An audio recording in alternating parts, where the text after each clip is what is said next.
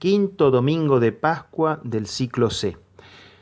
Los textos de la liturgia de hoy nos dan algunos elementos para definir, conocer mejor el perfil del discípulo, tanto desde la primera lectura de los Hechos de los Apóstoles, esta característica de los discípulos en su experiencia de comunidad, en la predicación del Evangelio a todos, especialmente a los paganos, la apertura, la inclusión. Bueno, empezando por ahí y siguiendo por los otros textos hasta llegar al Evangelio, donde el discípulo se define por un amor que le es propio, que es el amor de Cristo. Por eso, algunas cositas que podemos ir diciendo de este perfil del discípulo, un poco en sintonía con la segunda lectura del Apocalipsis, ¿no? Que ahí el Señor termina diciendo: he aquí que hago nueva todas las cosas. El discípulo es un hombre nuevo, después que se ha encontrado con Cristo resucitado, ya no es el mismo, es un hombre nuevo. Un hombre nuevo que trabaja también por hacer nuevas todas las cosas. Hay una novedad en la vida de este hombre nuevo. No es pesimista, una característica de la nueva criatura. Tampoco es ilusoriamente optimista. Eso es vivir fuera de la realidad. Al contrario, es realista. Es realista. Toma la realidad como viene, la vida como viene, y camina desde ahí. Vive en una comunidad. Es un poco lo que decíamos de la primera lectura, de los Hechos de los Apóstoles. El discípulo tiene como referencia una comunidad. No está solo, no está aislado. No es autorreferencial. Nosotros siempre necesitamos una referencia. No somos absolutos. Somos criaturas limitadas y necesitamos siempre una referencia. El tema es cuando esa referencia la ponemos en nosotros mismos. Somos autorreferenciales. Nos desenfocamos. Bueno, el discípulo tiene claro que su referencia es la comunidad. Vive en comunidad, ¿no? Y es reconocido en la comunidad. Particularmente el discípulo es reconocido en la comunidad por el amor mutuo, el amor no solamente humano, sino el amor divino. Esto, como Jesús le dice a los discípulos, ¿no? En el Evangelio de Juan: ámense los unos a los otros como yo los he amado. Va más allá de decir ámense los unos a los otros como a sí mismo. No dice ámense como a sí mismo, ámense como yo los he amado, que es un amor de una calidad superior, un amor muy puro, un amor divino,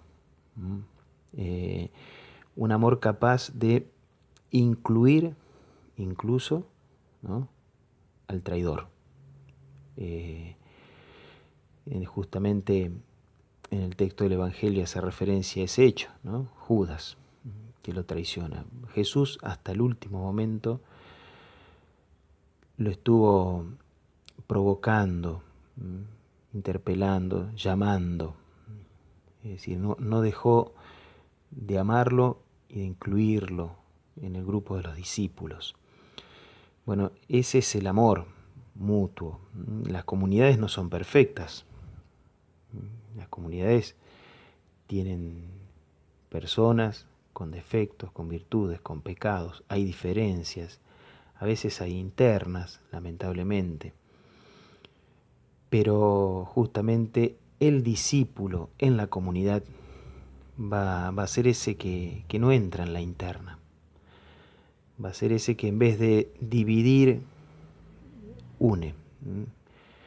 Busca la forma de que todos se entiendan. No va a generar el chusmerío y la división, ¿no? Todo lo contrario. Y si hay alguien que se va quedando fuera de la comunidad, porque los demás lo van aislando, el discípulo es el que lo incluye. Tiene esa capacidad de amor inclusivo, ¿no? El discípulo también es un predicador incansable, ¿no? Por eso en la primera lectura de los Hechos, Pablo y Bernabé, que mueven cielo y tierra, y tanto con el ejemplo como con la palabra. Con el ejemplo a partir de su presencia, de estar ahí cuando se los necesita, de dar ánimo. También con la palabra, exhortando a perseverar en la fe, diciendo palabras de aliento, a veces corrigiendo, pero bueno, nunca se cansa. El discípulo no se desanima a pesar de que a veces tiene contrariedades y las cosas no le salen o a veces lo combaten. No se desanima obviamente porque su referencia es el Señor y su vínculo de amistad con Cristo es muy fuerte, ¿no? La virtud clave del discípulo es la perseverancia, ¿no? Lo difícil no es entrar en el camino de la fe. Lo difícil no es entrar en la iglesia, tampoco entrar en una comunidad. Lo difícil no es casarse, ¿no? Entrar en la familia, en la vida conyugal y familiar.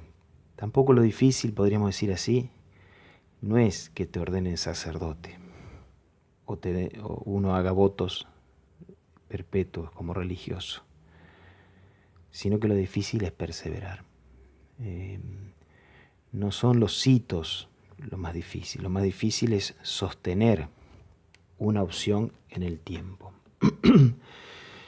Y justamente en la cultura actual esto es muy difícil. Por eso el gran testimonio del discípulo va a ser la perseverancia. Va a ser sostener esa opción que ha hecho en algún momento por Cristo y ser cada vez más consciente de que esa opción no la puede sostener por sí mismo, sino por la gracia de Dios, ¿no? Que es el que hace nueva todas las cosas. Y frente a esto, tenemos que ir también haciendo nuevas todas las cosas en las estructuras, en la estructura social, en la estructura de la iglesia. Pensemos, por ejemplo, que el sacramentalismo dentro de la iglesia nos ha hecho mucho daño, porque ponemos el énfasis en un momento, en un hito, cuando damos el sacramento, pero después no acompañamos, no visitamos a las personas que han recibido el sacramento, no las animamos, no las exhortamos, nos olvidamos de ella, pensamos que la gracia que recibieron el sacramento ya es suficiente, y no hacemos una verdadera tarea de discípulo. Y por eso fracasa, por eso se cae en un funcionalismo frío, sin vida, y mucha gente que ha recibido sacramentos fracasa, porque no ha habido discípulos que supieron estar y acompañar en ese camino. Un mundo que olvida a la persona, una cultura que olvida a la persona. Entonces, cuánta necesidad de presencia personal, de un trato personal. Estamos súper conectados por las redes sociales, pero cada vez nos sentimos más solos y cada vez nos sentimos menos plenos, a pesar de que estamos muy comunicados. Somos menos plenos. ¿Por qué?